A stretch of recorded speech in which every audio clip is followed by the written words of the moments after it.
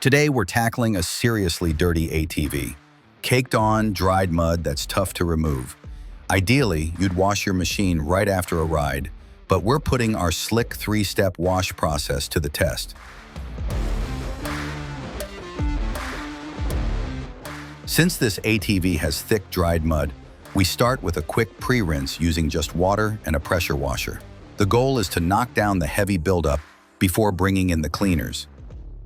Next, we coat the vehicle with slick off-road wash concentrate using our pressure washer foam cannon. This attaches to most pressure washers with a 1/4-inch quick connect adapter. It creates a thick, white foam that looks like snow and completely coats your vehicle for maximum coverage. Let the foam sit for a few minutes. The off-road wash works to penetrate the mud, break its bond to the surface, and loosen it up so it rinses away easily. While the wash soaks in, use a scrub brush or wash mitt to agitate the tough spots. Then hit it again with the pressure washer for a thorough rinse.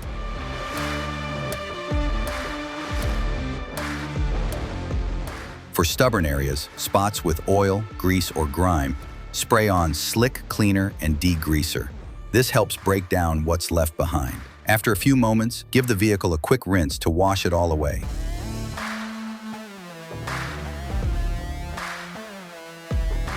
Now that the ATV is clean, dry it down with a microfiber towel. Then apply Slick Shine and Protectant Spray to all the plastic and rubber surfaces.